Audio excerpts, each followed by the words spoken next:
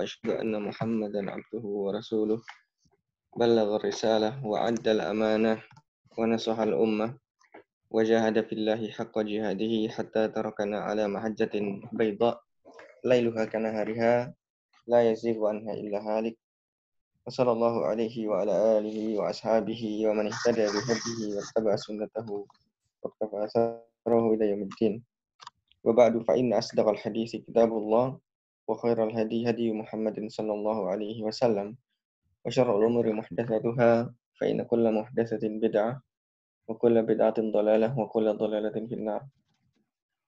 Ikhwani fillah rahimani wa rahimakumullah. Insyaallah kita lanjutkan kemarin terakhir sampai di bab mawaqit atau waktu-waktu sholat.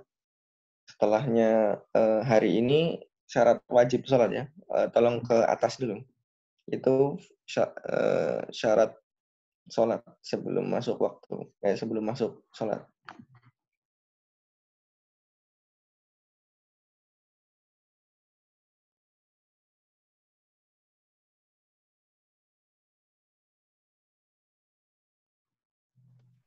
Halaman berapa, Ustaz? Halaman berapa ya? Bentar.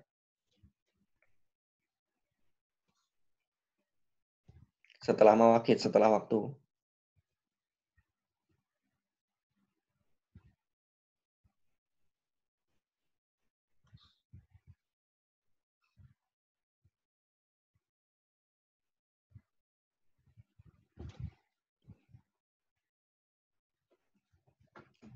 Nah, setelah ini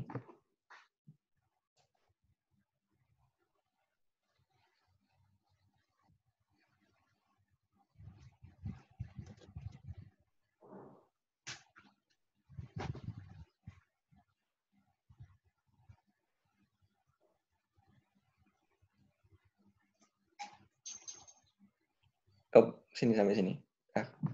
Ya, faslun itu. Baik. Kemarin kita sudah menyelesaikan mawaqitus shalah, yaitu waktu-waktu sholat. Musannif rahimahullah, dan juga dalam mazhab Syafi'i dimulai bab sholat atau kitab sholat dengan mawaqit, babul mawaqit, karena dengan mawaqit atau waktu-waktu sholat mulainya sholat dan dengan keluarnya waktu sholat selesai juga kewajiban sholat tersebut. Nah, kemudian sebelum kita masuk ke fasal berikutnya atau bab berikutnya, yaitu syarat wajib sholatnya.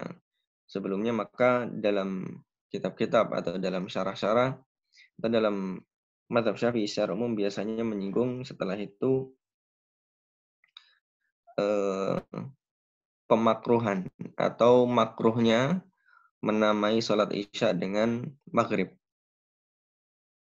Kemudian makruhnya menamai sholat maghrib, sholat isya dengan sholat maghrib dengan kata isya. Kemudian makruhnya menamai sholat isya dengan kata atama. Ya.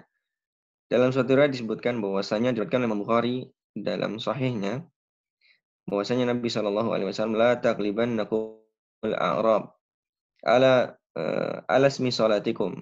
Ya, janganlah orang-orang Badui Arab Badui itu mentaklib atau mengalahkan penamaan kalian terhadap sholat isya. Ala innaha sholat maghrib. Ala innaha maghrib, kata Nabi sallallahu alaihi wasallam, ketahuilah bahwasanya dia adalah maghrib. Wa taqulul a'rabu al-isya, dan orang Badui Arab itu mengatakan isya. Jadi dulu orang-orang Badui itu mengatakan bahwasanya kalau sudah masuk waktu sholat maghrib, mereka sebut itu adalah waktu isya. Jadi Nabi SAW mengingkarinya. Begitu pula penamaan isya dengan kata atamah. Ini juga makruh. Jadi dimakruhkan menamakan maghrib dengan nama isya. Tagliban. Taglib itu mengumumkannya karena isya adalah waktu pada sholat gelap, maka maghrib itu sudah waktu gelap, kemudian orang Arab itu, orang Badui itu mentaglib atau mengumumkannya menjadi isya. Jadi seolah-olah ada isya dan isya seperti itu, atau isya dan atamah, maka itu makruh. Ya. Kemudian juga sholat isya dengan kata atamah itu juga makruh. Kenapa?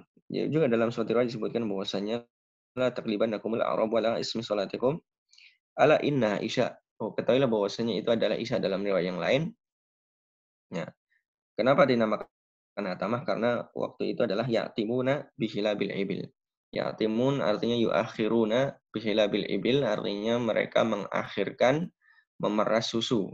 Jadi orang-orang Arab Badui itu mereka mengakhirkan memeras susu sampai waktu malam, yaitu memang benar-benar gelap, yaitu waktu atamah tadi. Nah, mereka sebut sholat isya itu dengan sholat atamah, maka itu hukumnya makruh. Kemudian juga dalam hadis disebutkan makruhnya wa yukrahul hadisu ba'da naumu qablaha wal hadisu ba'daha. Dan juga dimakruhkan tidur sebelumnya, yaitu sebelum isya, wal hadisu ba'daha, dan juga hadis yaitu ngobrol atau berbincang-bincang ba'daha. Jadi ba'dal isya itu makruh hukumnya kita ngobrol. Ya, illa fil khair, kecuali dalam apa? Dalam kebaikan. Kenapa? Karena Nabi Shallallahu Alaihi Wasallam pernah apa? Dalam satu riwayat disebutkan, yuhaddisuna, kata para sahabat, amatal laili atau amatal laili fi Bani Israel. Jadi Nabi Shallallahu Alaihi Wasallam itu pernah ngobrol atau pernah membicarakan Bani Israel, tentang Bani Israel itu hampir seluruh malamnya, maksudnya hampir semalam. Jadi hampir semalam Nabi Shallallahu Alaihi Wasallam itu cerita tentang Bani Israel. Ya, berarti kalau seandainya Ba'da Isya itu untuk ngobrol, tapi perkara-perkara yang diperlukan atau bermanfaat atau penting, maka itu diperbolehkan. Tetapi dalam hal-hal yang tidak bermanfaat, seperti ngobrol dengan teman misalnya, maka itu hukumnya makruh. Kemudian juga wanaumu qablaha, tidur sebelumnya, maksudnya di sini bukan sebelum waktu Isya. Akan tetapi dia adalah sebelum sholat Isya dan sudah masuk waktu Isya. Jadi ketika sudah masuk waktu Isya dan belum sholat Isya, maka makruh baginya untuk tidur. Nah, ini bagi orang yang dia yakin bakalan bangun. Seandainya dia yakin bakal bangun, maka hukumnya makruh. Sudah masuk waktu Isya, kemudian dia tidur, tapi yakin nanti saya jam 10 mungkin atau jam 11 saya akan bangun, yakin. Itu pun makruh. Nah, seandainya dia tidak yakin atau bahkan yakin tidak bangun karena dia kecapean misalnya, kemudian dia sengaja tidur sudah masuk waktu Isya, maka itu haram. Ya. Jadi wa yukrahul hadisu wa yukrahu naum qabla, maksudnya qabla ada iha qabla fi'liha atau qabla adaiha ba'da dukhuli waqtiha. Jadi sebelum melaksanakan salat Isya dan sesudah masuk waktu salat Isya. Adapun sebelum masuk waktu salat Isya, maka secara hukumnya maka tidak terkena hadis tersebut dalam mazhab Syafi'i. Kenapa? Karena tidak ada dalam tidur itu atau ketiduran itu tafrid. Kata Nabi sallallahu alaihi wasallam, laisa fin naumi tafrid. Tidak ada orang yang ketiduran itu tafrid. Misalnya seorang tidur waktu zuhur, kemudian dia tidak sengaja sampai masuk waktu sholat asar dan lewat sampai maghrib misalnya karena dia tidak sengaja, maka itu bukanlah tafrid, itu bukanlah melalaikan, gitu ya. Jadi kalau seandainya dia tidur sebelum waktu Isya misalnya, nah kemungkinan dia akan bangun di sholat Isya di waktu Isya, maka itu tidak mengapa seperti itu. Ya, tetapi kalau seandainya dia tidur sebelum Isya tapi yakin bahwasanya atau kemungkinan besar dia akan kelewat sholat Isya, maka itu juga haram. Jadi tidak boleh. Baik. Wa yukrahu an hadisu ba'daha wa naumu qablaha, atau naumu qablaha wal hadisu ba'daha.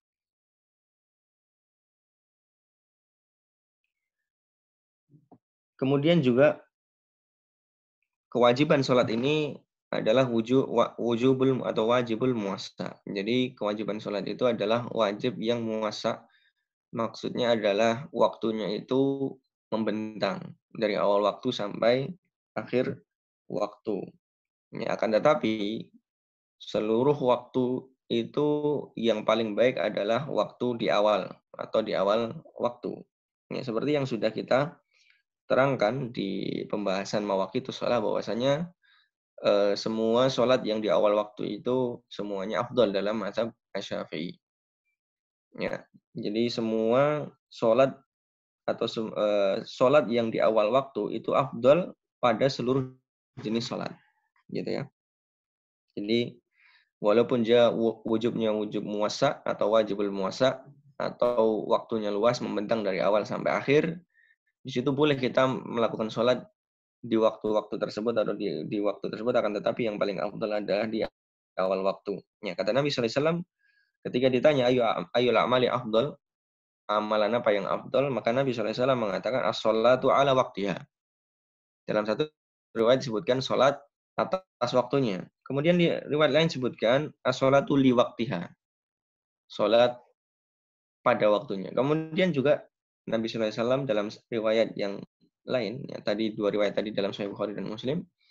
Kemudian riwayat yang lain di selain dari Sahih Bukhari dan Muslim menyebutkan li awwali waqtiha as-sholatu li awwali waktiha, bahwasanya sholat yang amalan apa yang paling mulia, kemudian Nabi menjawab sholat di awal waktunya. Jadi riwayat yang terakhir ini menerangkan dua riwayat yang sebelumnya. Jadi as-sholatu ala waktiha, as-sholatu li waktiha maksudnya adalah as-sholatu li awwali waktiha. Maksudnya adalah sholat pada waktunya, itu maksudnya sholat di awal waktunya, itu adalah amalan yang paling afdal kata Nabi Shallallahu Alaihi Wasallam. Baik, kita lanjutkan ya. Kita lanjutkan. Faslun, bab baru, di sini disebutkan wa syaraitu wujubis shalah. Syara'id itu jamak dari kata syart. Ya, syara'id itu jamak dari kata syart. Syart itu artinya adalah syarat. Ya, syara'id berarti syarat-syarat. Wujubus shalah, wajibnya salat. Jadi nanti ada syarat sahnya salat. Kemudian di sini adalah syarat wajibnya salat. Berarti seseorang, maksudnya bagaimana nih? Maksudnya seseorang tidaklah wajib sholat kecuali dia memenuhi syarat-syarat berikut ini. Jadi ini adalah syarat seseorang itu diwajibkan sholat.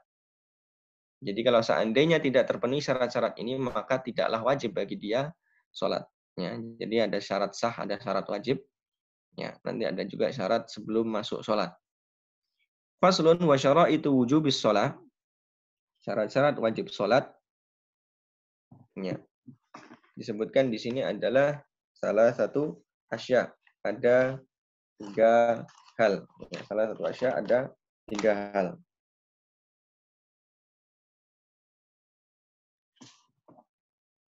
Ya. Yang pertama adalah al-Islam. Yang pertama adalah al-Islam. Ya. Kemudian wal bulugh, yang kedua adalah balik. Kemudian yang ketiga adalah al-aqlu. Yang ketiga adalah berakal. Nah, penulis di sini meninggalkan satu syarat, yaitu yang keempat, berarti 1 2 3 4, yaitu an-naqa'u minal haidhi wan nifas, yaitu bersih dari haid dan nifas. Karena orang yang haid dan nifas itu juga gugur baginya sholat. Adapun orang sakit maka tidak gugur, gitu ya. Jadi syarat wajib sholat yaitu adalah Islam yang pertama, karena orang kafir itu tidak diwajibkan sholat. Ya, tidak diwajibkan sholat di sini adalah mutolabatan fid dunya.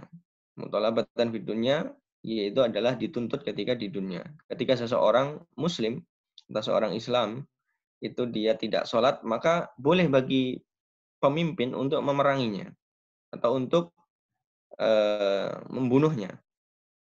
Ya. Jadi seorang muslim yang tidak sholat itu bisa diperangi karena ketidaksolatan dia itu. Ya.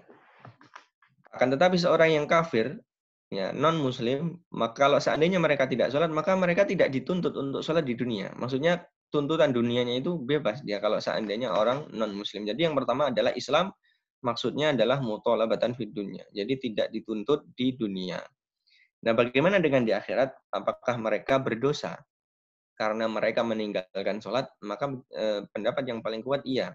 Jadi seorang yang tidak Islam, itu mereka berdosa dengan melakukan maksiat. Mereka berdosa dengan apa? Dengan meninggalkan sholat, walaupun seandainya mereka sholat itu tidak sah. Ini adalah pendapat yang paling kuat. Ya. Dalam ayat disebutkan, masalakakum fi saqar qalu lam nakum minal musallin. Ya. Apa yang menyebabkan kalian itu salakakum fis saqar, dimasukkan ke dalam as-saqar, neraka as-saqar, kemudian mereka menjawab qalu lam nakun minal musallin. Atau lam nakun minal musallin. Kami itu bukan orang-orang yang sholat. Kemudian disebutkan setelahnya kami bukan orang-orang yang memberi makan orang miskin. Wa kunna nukadzibu biyaumiddin, dan kita dulu adalah ketika hidup kita adalah orang-orang yang mendustakan yaumuddin, yaitu hari akhir atau hari pembalasan. Nah, ini berarti yang diajak bicara ini orang-orang kafir, orang-orang musyrik yang tidak apa? Atau munafik. Ya, munafik itu kalau dimaksudnya orang-orang munafik musyrik yang ngaku Islam. Ya. Intinya mereka bukan muslim karena mereka tidak meyakini hari kebangkitan, hari pembalasan. Tapi di awal tadi disebutkan apa? Qalu lam nakun minal musallin. Ya, kami dulu bukan orang-orang yang sholat, padahal yang ngomong adalah orang musyrik. Jadi mereka dihukum di neraka sakor itu disebabkan karena meninggalkan sholat, walaupun dia adalah orang yang non-muslim. Jadi itu adalah pendapat yang paling kuat. Jadi orang-orang yang non-muslim itu tetap dituntut di akhirat atas dosa yang mereka perbuat, seperti meninggalkan sholat. Adapun tuntutan di dunia maka tidaklah dituntut mereka. Ya. Jadi yang pertama adalah Islam syaratnya. Adapun non-muslim maka tidak dituntut atau tidak wajib sholat baginya. Kemudian yang berikutnya adalah al-bulugh. Al-bulugh adalah balik. Ya. Al-bulugh adalah balik. Ya, akil balik. Akil balik ini bisa ditentukan dengan kalau laki-laki mimpi basah, kalau perempuan dengan haid dan nifas. Jadi bagi orang yang tidak balik ya, atau yang belum balik, orang yang belum balik maka tidak wajib sholat.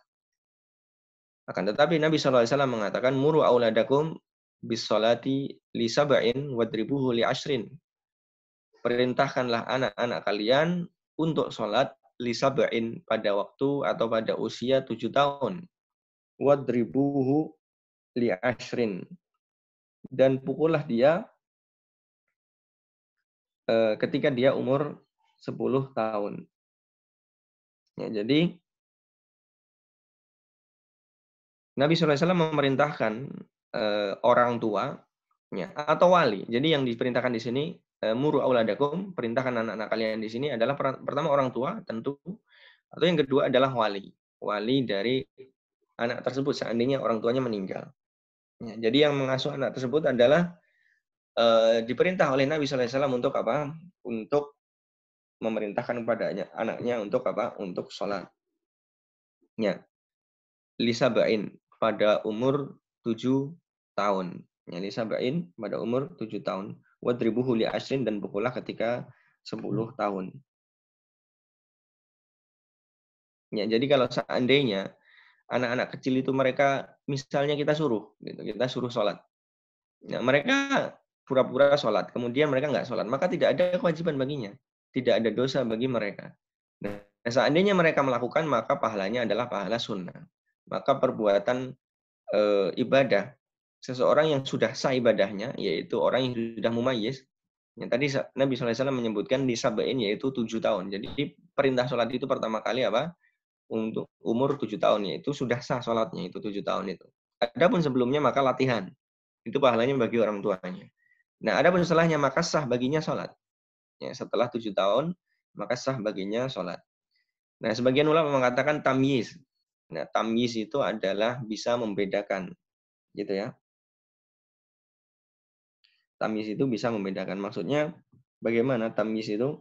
Tamyiz itu bisa membedakan yang baik dan yang buruk. Dalam satu riwayat disebutkan bahwasanya fi riwayatin li Abi Daud oleh Imam Abu Daud bahwasanya Nabi SAW su'ila Nabi SAW mata yusalli sabi. Ya, Nabi SAW pernah ditanya kapan seorang anak itu dia sholat. Ya, jadi dalam riwayat tersebut ditanya kapan anak itu sholat. Kemudian ya, Nabi SAW mengatakan idza arafa shimalahu min yaminihi. Ketika anak tersebut tahu tangan kanannya dari tangan kirinya. Maksudnya tahu kanan dan kiri. Nah, tahu kanan dan kiri ini maksudnya apa? Kata para ulama, mereka anak tersebut tahu apa yang bermanfaat baginya dan apa yang bermudarat baginya. Jadi orang tersebut atau anak tersebut sudah bisa membedakan antara baik dan buruk untuknya, antara yang berbahaya atau tidak berbahaya baginya. Jadi sudah nggak perlu dijagain, dia sudah tahu bahwasanya ini berbahaya, ini nggak berbahaya. Seperti itu sudah mumayyiz. Nah, apakah mumayyiz saja itu cukup atau disyaratkan dengan umur? Maka jawabannya adalah disyaratkan dengan umur tadi. Ya. Jadi umur itu yang dalam nas adalah 7 tahun, berarti dia mumayyiz itu sudah bisa membedakan yang baik dan yang buruk, dan juga dia sudah berumur 7 tahun. Maka itu sudah masuk waktu mumayyiz. Ya, sebagian ulama mengatakan at-tamyiz wahdahu la yakfi, bahwasanya tamyiz saja itu enggak cukup, akan tetapi harus dengan apa? Dengan 7 tahun tadi. Jadi tamyiz dan juga 7 tahun. Adapun kalau seandainya dia sudah mumayyiz tapi umurnya baru 5 tahun, maka itu juga belum dianggap sebagai mumayyiz. Maksudnya belum diperintah maksudnya. Kemudian tamyiz itu bagaimana? Kalau tadi dalam nas disebutkan ya'rifu shimalahu ya min yaminihi atau arafa shimalahu min yaminihi. Kemudian kalau kesimpulan dari para ulama itu adalah, atau cara membedakan yang paling jelas itu adalah mereka bisa makan sendiri. Ya, yakul wahdahu, yakul wa yashrab wahdahu wa yastanji wahdahu. Jadi mereka makan dan minum sendiri, kemudian juga istinja sendiri. Makan minum sudah bisa sendiri. Kemudian cebok sudah sendiri. Ya. Cebok sudah bisa cebok sendiri, sudah bisa makan minum sendiri. Nah, kita lihat biasanya anak SD ya, biasanya setelah TK atau ketika mereka masih umur 6 tahun TK misalnya, diajarin. Nah, setelah mereka masuk SD, mereka sudah bisa, yaitu makan sendiri, kemudian istinja sendiri. Nah, itu sudah mumayyiz. Kemudian, muru auladakum bisolati li sab'in, perintahkan anak-anak kalian untuk sholat ketika umur 7 tahun, wadribuhu li ashrin, dan pukullah ketika umur 10 tahun. Ini juga sama perintahnya, perintah memukul ini bagi wali. Ya. Jadi bagi wali dia wajib baginya untuk apa? Untuk memerintahkan anaknya sholat ketika 7 tahun, dan seandainya dia nggak mau sholat ketika sudah 10 tahun, dipukul. Ya, pukulan yang ringan, pukulan mendidik, bukan pukulan yang menyakitkan. Kemudian siapa yang diwajibkan? Maka walinya atau orang tuanya kalau seandainya dia masih punya orang tua. Ya. Kemudian untuk memerintahkan sebelum dipukul itu, apakah hanya sebatas perintah saja atau perintah dengan ancaman misalnya? Maka jawabannya adalah perintah dengan apa? Dengan ancaman. Jadi sholat, terus dia diam aja gitu kan. Kemudian langsung dipukul, tok, jangan. Akan tetapi dia bilang sholat, kalau enggak diancam. Kalau enggak sholat saya pukul misalnya. Masih ngeyel misalnya, maka itu setelah itu baru apa? Baru dipukul. Jangan langsung dipukul, tapi diancam dulu. Maksudnya diberikan tahdid kalau dalam bahasa Arabnya. Nah, kemudian berikutnya adalah wal bulugh, orang yang balik, kemudian wal aqlu, orang yang berakal. Ya, orang yang berakal. Ini juga bagi orang yang tidak berakal seperti orang gila. Ya, seperti orang gila, kemudian orang yang pingsan itu sama seperti orang yang kehilangan akalnya, maka keduanya tidak wajib sholat. Akan tetapi, kalau seandainya gilanya itu misalnya itu dia sementara atau temporari misalnya, atau pingsannya itu masih pingsan yang hitungannya hitungan waktu yang bisa dikodok, maksudnya masih sedikit, maka disunnahkan baginya untuk mengkodok sholat yang ditinggalkannya. Ya, jadi kalau seandainya pingsan, kemudian dia masih ingat berapa sholat yang ditinggalkan atau masih memungkinkan untuk dia apa? Dikodok, maka dikodok. Itu sunnah. Akan tetapi tidak wajib. Kenapa? Karena mereka orang-orang yang kehilangan akal itu orang-orang yang tidak dibebani dengan beban syariat sebenarnya. Makanya disebutkan huwa haddut taklif di sini, dan dia adalah had atau batasan taklif. Taklif itu pembebanan syariat. Jadi orang yang dibebani syariat itu harus Islam, kemudian balik, yang ketiga adalah berakal. Kalau seandainya dia mabuk, maka dilihat. Kalau seandainya mabuknya adalah dengan tidak disengaja, maka sama hukumnya seperti orang yang kehilangan akal, seperti pingsan dan gila. Akan tetapi kalau seandainya mabuknya itu disengaja, maka dia dihukumi dengan hukum perbuatannya seperti orang yang tidak mabuk. Gitu ya. Jadi ada istilah muta'addi bisukri, apakah dia sengaja dengan mabuknya atau tidak. Ya, kalau seandainya dia mabuk, maka kemudian dia melakukan kejahatan, maka kan kita lihat mabuknya, kalau seandainya mabuknya disengaja, maka kejahatannya pun dihukum. Ya, kejahatan yang dia perbuat itu pun dihukum. Seandainya dia mabuk kemudian tidak meninggalkan sholat, maka dikodok seluruhnya. Ya. Seandainya dia mabuk kemudian dia lupa sholat atau meninggalkan sholat, maka dikodok seluruhnya. Kemudian tadi saya tambahkan yaitu an-naqa'u minal haid wan nifas, yaitu bersih dari haid dan nifas, yaitu yang keempat ya. Kenapa demikian? Karena orang yang haid dan orang yang nifas itu mereka tidak dibebani sholat dan juga tidak mengkodok sholat. Jadi orang yang Islam atau orang yang masuk Islam, orang kafir yang masuk Islam, ketika masuk Islam mereka tidak mengkodok apa? Tidak mengkodok sholat sebelum dia masuk sebelum dia apa? Sebelum dia Islam. Ketika orang kafir asli masuk Islam, maka dia tidak mengkodok sholat. Kenapa? Karena memang tidak dibebani ketika masih kafir. Begitu pula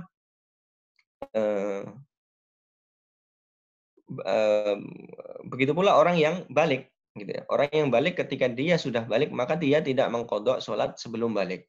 Ya, seperti itu ya. Begitu pula orang yang berakal, orang yang gila tadi. Orang yang gila itu dia tidak mengkodok ketika dia gila kemudian dia waras misalnya, maka ketika waras dia tidak mengkodok sholat yang ditinggalkannya. Nah, ketika dia pingsan ya tadi ya, atau gilanya itu sebentar misalnya, maka disunahkan baginya untuk mengkodok sholat, jadi tidak wajib juga. Nah, berbeda dengan orang yang murtad. Ya, jadi orang yang kehilangan akal dengan sengaja itu mabuk. Nah, ini juga dia murtad. Ya, dia sebenarnya Islam, tapi dia murtad, kemudian dia bertobat, dia masuk Islam lagi. Apakah ketika masa murtadnya itu sholatnya dikodok? Maka jawabannya yang paling kuat adalah iya, dikodok. Kenapa? Karena sesuatu yang sudah tetap ya,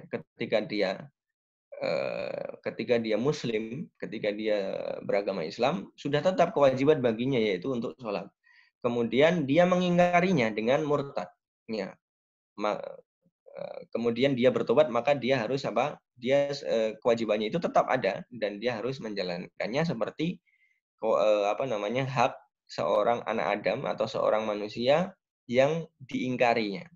Jadi dia sudah berkewajiban. Misalnya dia seseorang yang yang berhutang kepada orang lain misalnya. Kemudian sudah tetap hutangnya, sudah akad ya, bahwasanya saya hutang ya. Kemudian suatu saat dia mengingkari hutangnya. Nah, mengingkari hutangnya. Kemudian setelah dia ingkari, kemudian dia bertobat, dia mengakui hutangnya. Maka hutangnya tetap hutang. Maka akad itu tetap akad. Kenapa? Karena sesuatu yang sudah tetap haknya itu tidak bisa runtuh atau tidak bisa gugur dengan ingkar.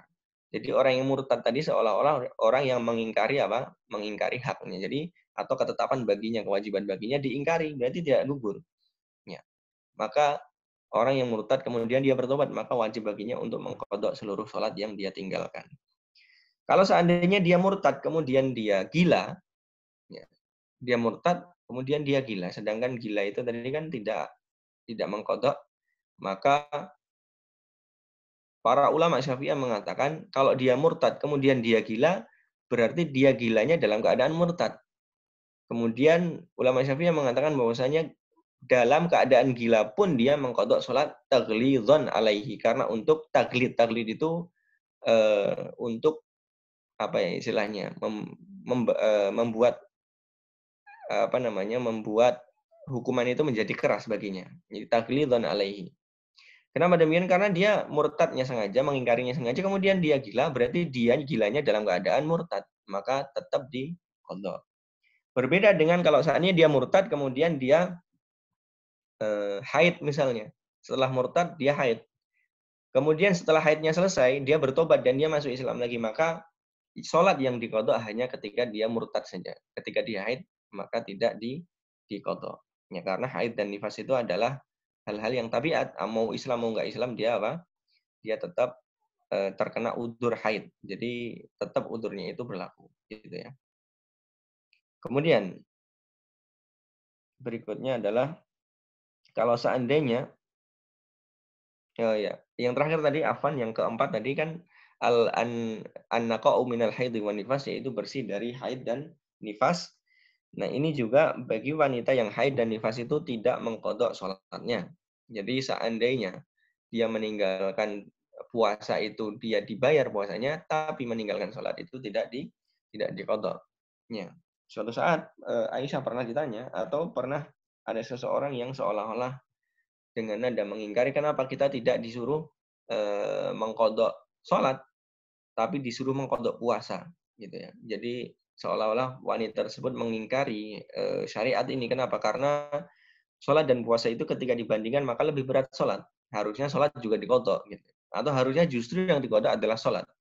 Maka Aisyah mengatakan, haruriyatun anti, apakah kamu wanita harurah? Maksudnya adalah harurah itu kalau nggak salah tempat, salah satu tempat di mana berkumpulnya orang-orang Khawarij di situ. Apakah kamu perempuan Khawarij yang ingin memberontak kepada syariat Islam? Gitu ya. Jadi tidak tidak apa namanya, tidak langsung dijawab tapi ditanya seperti itu. Kemudian Aisyah mengatakan, kita dulu itu diperintahkan ketika zaman Nabi sallallahu alaihi wasallam itu, atau dalam syariat Islam itu diperintahkan untuk mengqadha puasa dan tidak mengqadha salatnya. Walaupun seandainya dikiaskan, maka sholat itu lebih utama daripada puasa, tapi tidak disuruh untuk mengqadha sholat. Akan tetapi hanya disuruh mengqadha puasa. Nah, begitulah syariat. Gitu. Kata Aisyah seperti itu seolah-olah ya. Jadi orang yang menanyakan itu, Aisyah apa namanya, menuduhnya sebagai khawarij. Nah, pertanyaannya, seandainya seorang perempuan itu haid atau nifas, kemudian dia meninggalkan sholat tentunya, nah, apakah boleh bagi perempuan itu mengqadhanya? Gitu ya. Jadi apa namanya, tidak diperintahkan mengqadha, iya, dan tidak diwajibkan tentu. Akan tetapi kalau seandainya mengqadha, hukumnya apa? Gitu ya. Nah, seandainya seorang perempuan itu mengqadha salat yang dia tinggalkan ketika haid, apa hukumnya? Maka dalam mazhab Syafi'i ada dua, ada yang mengatakan haram, ada yang mengatakan makruh. Akan tetapi yang muktamad, yang paling kuat adalah makruh. Ya. Jadi tidak di tidak dianggap berdosa orang yang apa? Orang yang mengqadha salat Mmm, ketika dia haid ataupun nifas. Akan tetapi dia makruh hukumnya. Lebih baik tidak dilakukan. Saya ingat ya, kaidah seperti ini juga berlaku pada orang yang istinja dari kentut. Pernah kita bahas dulu ketika bab istinja. Jadi istinja dari kentut itu seandainya kita lihat ya, kita lihat apakah diperintahkan Nabi, maka tidak jawabannya. Apakah ada contohnya, maka tidak. Apakah itu perbuatan yang diharamkan, maka mazhab Syafi'i mengatakan itu makruh gitu ya. Jadi ketika hasil hukum itu berasal dari kias atau berasal dari ijtihad seseorang, karena mungkin seseorang akan berpikir orang yang kencing dan buang air besar itu kan keluar dari dua jalan, maka itu pun apa namanya, disyariatkan atau diwajibkan istinja. Begitu pula kalau seandainya dia kentut, kentut juga istinjanya, dia beristinja dikiaskan dengan dua jalan tadi, maka itu hukumnya makruh. Ya, dia hasil dari ijtihad tapi ijtihadnya salah gitu ya. Dihukumi makruh. Tidak dikatakan dia itu adalah, ada sebagian ulama juga mengatakan itu adalah bid'ah, tapi bid'atun makruhah, bid'ah yang makruh, ya, bukan bid'ah muharramah. Ya mungkin juga seperti tadi ya, seperti orang yang haid dan nifas ketika dia mengqadha salat, maka itu adalah bid'ah. Akan tetapi dia adalah bid'ah makruhah, bukan bid'ah muharramah. Baik. Kemudian kalau seandainya seorang wanita yang haid atau nifas, kemudian dia selesai haidnya atau nifasnya, idza zalatil mawani, kalau seandainya mawani'nya atau halangannya sudah hilang, wal waktu yabqa qadra takbiratil ihram wajaba 'alaiha. Ya. Kalau seandainya dia sudah selesai haidnya atau selesai nifasnya, dan waktu yang tersisa itu hanya sebatas takbiratul ihram, misalnya hanya tinggal 1 menit misalnya, maka wajib baginya untuk melakukan sholat pada waktu tersebut. Jadi tetap wajib apa? Wajib sholat, jangan ditunggu. Misalnya dia sudah selesai dari haidnya mungkin jam 5 lewat mungkin ya, hampir setengah 6, sudah hampir maghrib. Nah dia mandi, setelah mandi masih cukup waktu bagi dia untuk takbiratul ihram, dia sholat. Baginya di situ tetap dia sholat pada waktunya. Gitu ya. Wallahu ta'ala a'la wa a'lam. Ini pembahasan tentang syarat wajib sholat. Sebelum kita kita lanjutkan ke pembahasan berikutnya, saya baca catatan kaki di sini. Silahkan dilihat catatan kaki nomor 1 dan nomor 2. Ya. Jadi nomor 1 di situ kita lihat undur hasyiah hasyiah yang pertama safha 39. Antum bisa lihat nanti di kitabnya itu adalah hasyiah catatan kaki, shot itu safha atau halaman 39. Wahasyiah dan juga catatan kaki nomor 2 safha halaman 41. Nanti antum bisa urutkan ya. Kemudian catatan kaki nomor 2 ai idza jama'at hadhil umuri salasatal madhkurah wajadat taklif. Beliau mengatakan ini juga hadut taklif. Yang dimaksud hadut taklif itu apa? Kalau seandainya berkumpul 3 perkara ini yang disebutkan, wajada at-taklif bis shalah. Maka sudah ada beban syariat untuk sholat. Wa ghairiha dan juga selainnya. Karena hadut taklif atau beban syariat, ya, batasan beban syariat itu tidak hanya sholat, tapi yang selainnya juga min furu'is syariah, dari cabang-cabang syariat. Wa idza lam tajtami intafat taklif. Kalau seandainya kurang dari 3 ini, maka taklifnya pun juga berkurang. Ya, jadi taklifnya pun juga tidak ada. Jadi yang pertama Islam, kemudian balik, kemudian berakal, kemudian naqo' minal haidi wan nifas, ini adalah syarat wajib sholat. Kemudian dan seluruhnya juga adalah hadut taklif gitu ya. Hadut taklif tadi adalah pembebanan syariat, jadi batasan pembebanan syariat. Dan keempatnya juga syarat sahnya sholat, termasuk syarat sahnya sholat kecuali balik.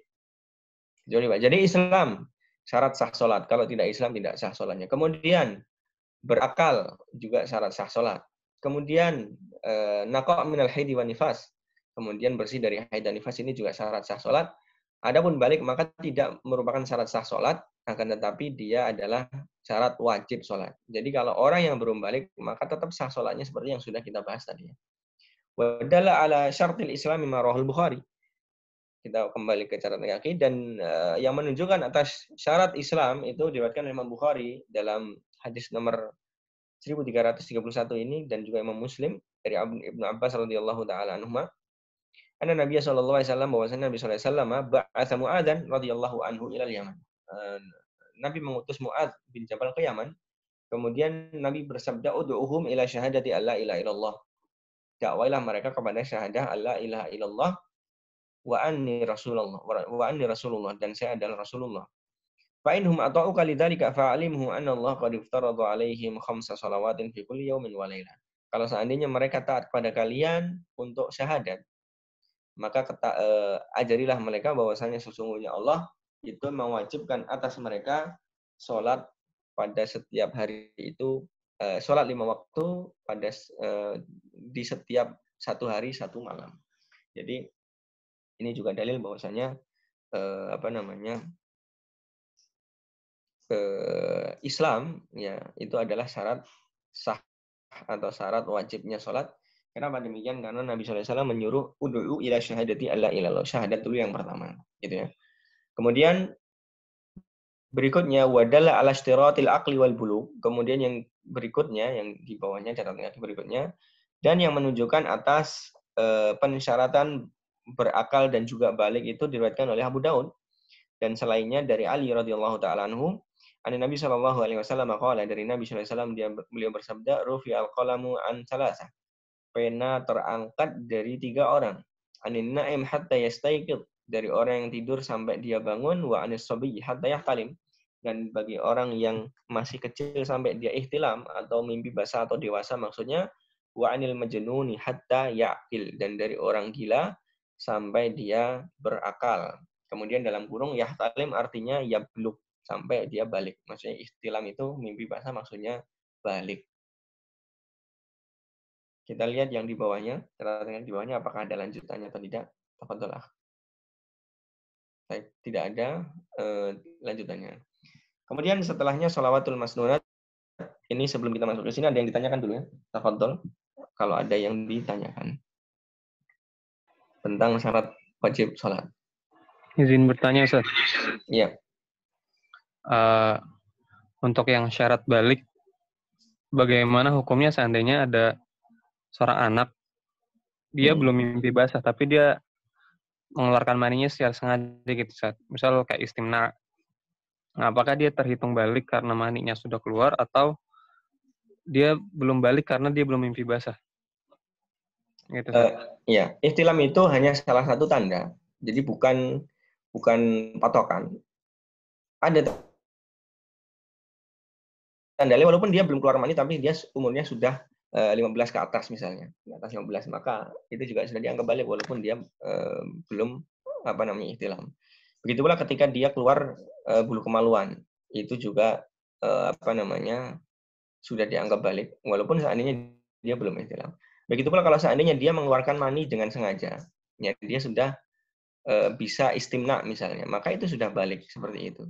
Walaupun dia belum ihtilam, gitu ya. Jadi bukan harus gitu. Enggak, itu adalah salah satu tanda. Jadi orang yang sudah bisa untuk istimna tadi itu, maka dia sudah dianggap balik. Ya, berarti baliknya seandainya dia 10 tahun sudah bisa seperti itu, ya berarti memang baliknya cepat seperti itu. Ya wallahu a'lam bishawab. Kalau seandainya dikiaskan, maka ihtilam itu lebih ringan daripada istimna. Istimna lebih berat. Kalau seandainya dia sudah bisa keluar, ya, maka itu lebih berat daripada mimpi basah. Ya, jadi itu balik. Seandainya dia belum balik, mau diapakan juga nggak bakal keluar itu mani. Karena memang dia belum balik. Belum waktunya untuk keluar mani, gitu ya. Wallahu a'lam bishawab. Nah, perempuan juga sama. Apakah perempuan itu juga balik ketika dia ihtilam? Iya, kalau seandainya dia melihat air, maksudnya air maninya keluar. Baik, kita lanjutkan. Ada lagi yang ditanyakan, tafadhol.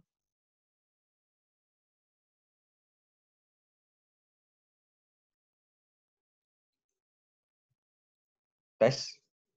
Kedengeran kan? Kedengeran, Ustaz. Kayaknya lanjut Iya. aja. Baik, untuk Kedengeran, Ustaz. ya. Kemudian wassalawatul masnunah khamsun al-idan wal kusuf wal istisqa. Ini pembahasannya agak panjang, ini mungkin di pertemuan berikutnya aja ya. Karena nanti ada sunan tabi'il faraid ini juga masuk dalam bab sunan as-shalah. Ya, kita lanjutkan di pertemuan berikutnya aja insyaallah. Mungkin tanya jawab dulu kalau seandainya ada yang ditanyakan. Silahkan. Ya, tafadhol bagi teman-teman yang ingin bertanya.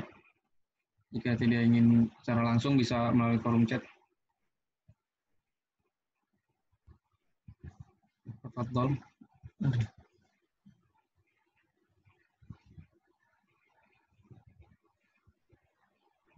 Barakallah. Ya. Itu aja, Ustaz. Mushaf ketika kita khawatirkan dia akan tercecer atau kita nemu potongan mushaf atau yang lain, maka dihancurkan dengan cara dibakar. Maksudnya dihilangkan kemushafan dia dengan cara dibakar. Maka kalau seandainya mushaf itu sudah jelek, kalau seandainya dia bisa tersimpan dengan rapi, maka disimpan. Boleh maksudnya untuk disimpan. Tapi kalau seandainya mushaf itu sudah jeleknya, udah berceceran, khawatir nanti malah keinjak dan seterusnya, maka dihancurkan. Boleh dihancurkan dengan cara selain dibakar atau dengan dibakar. Tapi kalau seandainya mushaf itu masih bisa disimpan, maka disimpan. Wallahu a'lam bishawab. Sebagian masih lengkap, Ustaz. Tapi sebagian lain sudah tercecer-cecer gitu, Ustaz. Iya, masih. Kalau seandainya dia masih bisa untuk disimpan dan tidak khawatir tercecer, maka disimpan. Tapi kalau seandainya ingin dibuang, maka jangan dibuang, tapi dengan cara dibakar. Maksudnya supaya apa? Supaya mushafnya itu, kemushafan dia itu sudah hilang dengan apa? Hilangnya bekasnya. Gitu ya. Waktu itu kalau nggak salah antum yang nanya, boleh nggak dihancurkan dengan selain apa? Selain dibakar, misalnya digiling. Ya kalau nggak salah antum tanya ya, Akhi. Enggak, Ustaz. Oh, bukan antum ya, bukan antum. Ya boleh saja dengan cara yang lainnya. Seandainya ada alat untuk menghilangkan kemushafan dia, maka diperbolehkan. Ini bukan Masalah, ya. ya ini masalah kadang-kadang orang tua berkata bahwa nanti dihancurkan antum bala. So, gimana Ya, Ustaz? jadi Utsman itu pernah membakar mushaf. Pernah ingat nggak riwayatnya bahwasanya Utsman bin Affan itu beliau Ya, mengumpulkan mushaf kemudian ingat Ustaz. dibakar. Kenapa dibakar? Apakah ihanatan? Apakah niatnya untuk merendahkan? Tidak. Tapi apa? Untuk menghilangkannya. Jadi mushaf-mushaf yang berbeda-beda itu dihilangkan supaya nggak ada khilaf. Gitu. Jadi membakarnya itu karena maslahat, bukan menghinakan, justru memuliakan itu. Jadi nggak apa-apa. Jadi nggak usah. Ya kalau seandainya antum takut ketahuan orang dikira menghinakan Al-Quran, ya jangan sampai ada orang yang lihat. Atau antum membakarnya itu sedikit-sedikit. Gitu. Jangan seluruh mushaf langsung ditaruh di atas kompor gitu. Maksudnya dilepas-lepasin dulu atau bagaimana, itu bisa ada banyak caranya. Jadi jangan sampai ada sisa bentuk mushaf yang yang tercecer dan belum selesai terbakar. Itu caranya seperti itu. Jadi jangan sampai ada yang menganggap membakarnya itu karena ihanatan, itu merendahkan. Yang membakar Al-Quran merendahkan itu bisa kafir orangnya. Tapi kalau contohnya seperti Utsman bin Affan, maka tidak ya. Itu adalah perbuatan yang justru memuliakan Al-Quran. Ya. Baik, Ustaz. Jazakallah. Wa'iyyakum. Ini ada pertanyaan, Ustaz. Ya.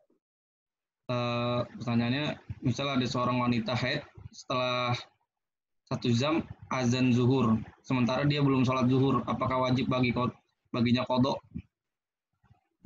Adzan asar kali, adzan asar atau azan zuhur? Misal seorang wanita haid setelah 1 jam azan zuhur. Setelah 1 jam. Setelah 1 jam azan zuhur. Oh ya. Maksudnya dia sudah masuk waktu duhur dan dia belum sholat duhur, kemudian haid sebelum dia melaksanakan sholat duhur, begitu maksudnya? Iya. Ya, itu sudah kita bahas waktu itu di masjid. Ya, itu pendapat yang paling kuat, tidak mengkodoknya. Kalau dia berazam untuk sholat tapi qadarullah dia Dia haid. Ya, jadi itu pendapat yang paling kuat dan dikuatkan oleh Syekh bin Baz itu. Dan yang selainnya dalam mazhab Syafi'i pun juga demikian. Ya, jadi kalau seandainya dia berazam atau berniat untuk sholat, kemudian dia belum sholat, kemudian kalau seandainya dia baru masuk waktu penunaian sholat, baru 5 menit azan, kemudian dia haid, maka sepakat ulama tidak ada qodho bagi 5 menit itu. Maksudnya kan dia seandainya sholat pun nggak sah sholatnya, karena 5 menit belum selesai sholat misalnya. Atau belum sempat melakukan sholat karena masih berwudu dan menjawab adzan dan seterusnya misalnya. Nah, tapi kalau setelah 5 menit, ini yang tadi ada perbedaan pendapat, tapi yang kuat adalah tidak mengkodoknya, karena dia sudah berazam untuk melakukan ibadah tersebut, dan azam itu menggugurkan kewajiban dia. Kenapa? Karena memang sholat itu wajibnya muasa. Wajibnya itu dari awal sampai akhir waktu. Jadi boleh seseorang itu mengakhirkan sholat dengan azam. Maksudnya bukan mengakhirkan karena lalai ya, tapi dengan azam ini sah maksudnya. Sah sholat seorang itu mengakhirkan sholat karena sesuatu hal dengan azam bahwasanya dia akan melaksanakannya di antara waktu yang diperbolehkan, itu boleh. Seandainya orang meninggal ketika itu, misalnya dia sudah adzan duhur, dia belum sempat sholat duhur, dia mau sholat duhur nanti setelah ini misalnya.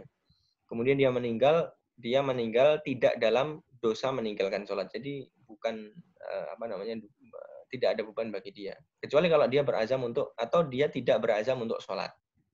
Memang dari awal dia pengen meninggalkan sholat. Gitu. Maka itu sudah kena dosanya. Wallahu a'lam bishawab. Assalamualaikum. Bertanya lagi, Ustaz. Iya, betul.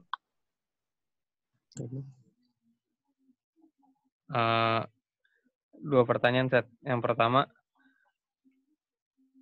jika seorang perempuan dia berhenti haid atau nifasnya itu mendekati waktu asar, kemudian dia suci, mandi segala macam, selesainya waktu asar, Ustaz.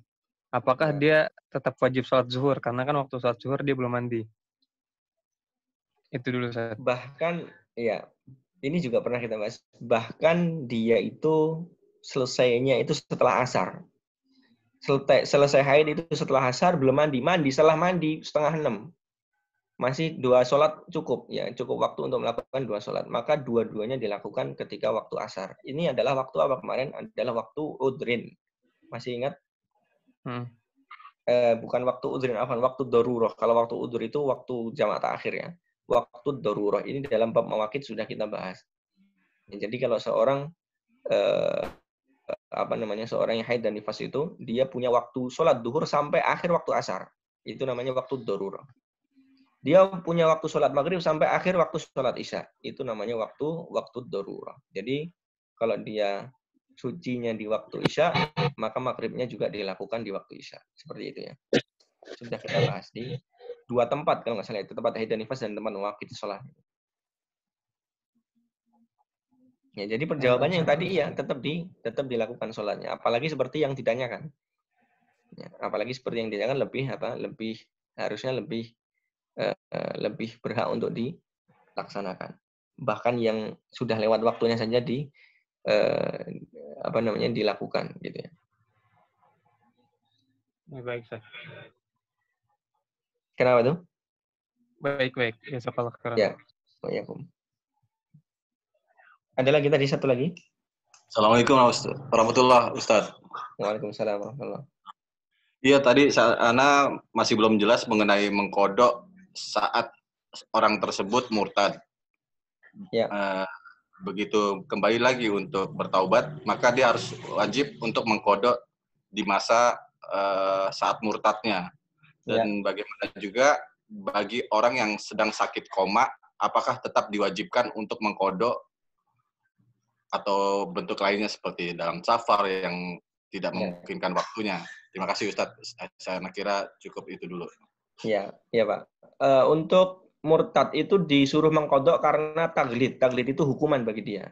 Itu yang pertama poinnya. Jadi orang yang murtad itu disuruh mengkodok karena dia hukuman baginya. Kemudian juga karena hak yang sudah tetap ketika dia belum murtad itu tidak bisa dihilangkan dengan pengingkaran dia terhadap dengan murtadnya itu. Jadi murtad itu kan ngingkari kewajiban sholat, ngingkari syariat, ngingkari Islam. Maka tidak gugur dengan pengingkarannya. Ketika dia bertobat tetap disuruh mengkodok. Itu pertama. Yang kedua, apakah orang yang koma itu seperti itu? Maka jawabannya tidak. Koma itu seperti pingsan, seperti orang gila kehilangan akal. Maka kalau orang koma waktunya lama maka tidak wajib mengkodok. Kalau waktunya pendek, seperti orang yang pingsan tadi, maka kalau seandainya dia masih memungkinkan untuk dikodok, maka sunnah saja dikodok, tapi tidak wajib. Jadi orang yang koma itu tidak wajib mengkodok sholat yang dia tinggalkan, tapi hanya sunnah seandainya waktunya masih memungkinkan. Maksudnya masih ketahuan, masih pendek. Tapi kalau komanya sudah bertahun-tahun, ya tidak. Jadi seperti itu. Jadi, terus dalam bentuk mengkodoknya itu seperti apa ya, Ustaz? Mengkodoknya seperti apa? Mengkodoknya sebenarnya mengkodok itu ya melakukan di selain waktunya, bebas. Mau dilakukan, misalnya ada para ulama yang mengatakan kalau seandainya 3 tahun berarti 3 tahun 2 kali, duhur 2 kali, kemudian asar 2 kali. Itu juga bisa. Kemudian juga yang lain juga mau dilakukan 1 kali sehari 10 juga. Itu juga namanya kodok. Jadi kodok itu kaifiyahnya yang penting dia menjalankan ibadah yang dia tinggalkan. Seperti itu, Pak. Syukran Ustaz, jazakallah khairan katsiran. Wa iyyakum. Afwan. Nah, ini bagi orang yang koma itu kan seperti itu atau orang yang murtad tadi karena dihukum, atau orang yang koma tadi disunahkan, atau orang yang pingsan, orang yang gila itu sunah. Tapi kalau orang yang sengaja meninggalkan sholat, maka ini juga walaupun dalam mazhab Syafi'i, wallahu a'lam bishawabnya, ini juga sepertinya juga disunahkan mengkodok sengaja ya. Tapi kalau saya pribadi mengikut pendapatnya Syekh Utsaimin, yaitu yang bahwasanya orang yang meninggalkan sholat itu tidak dikodok, kecuali kalau waktunya sedikit dan dia mungkin bertobat setelah itu ya, silahkan dikodok, kehati-hatiannya dikodok. Tapi kalau seandainya dia sengaja nggak sholat, dari kecil nggak pernah sholat, sampai dewasa umur 40 tahun kemudian dia bertobat dan sholat, apakah dikodok seluruhnya?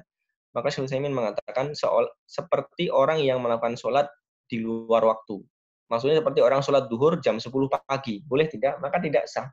Begitu pula dia, kalau seandainya sudah kehilangan waktunya, dan dia tidak menginginkan untuk memang asalnya itu nggak menginginkan sholat dan dia meninggalkan sholat, itu kemudian kalau diqadha itu seperti sholat yang dilakukan sebelum waktunya atau di luar waktunya, maka tetap tidak sah. Itu pendapat yang wajih menurut saya, dan itu dikuatkan oleh Syekh Utsaimin rahimahullah ta'ala. Nah, tetapi kalau seandainya dia meninggalkan sholat sengajanya sekali, 2 kali, dan dia ingat, maka lebih berhati-hatinya, maka diqadha. Gitu ya. Wallahu a'lam bishawab. Ini masalah qadha sholat ini juga bab sholat ya, masuk bab, biasanya ngikut di bab tadi ya, bab sholat 5 waktu mawaqit, dan juga bab tawabi' lil mawaqit biasanya. Pengikut waktu-waktu sholat biasanya qadha sama ada ini. Ya, ada lagi, tafadhol.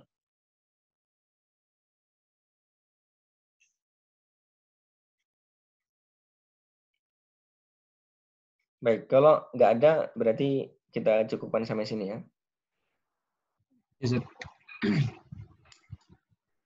Baik, saya tutup dulu ya. Kita cukupkan sampai sini. Subhanallahumma bihamdika asyhadu an la ilaha illa anta astaghfiruka wa atubu ilaik. Saya kembalikan ke moderator, tafadhol akhi.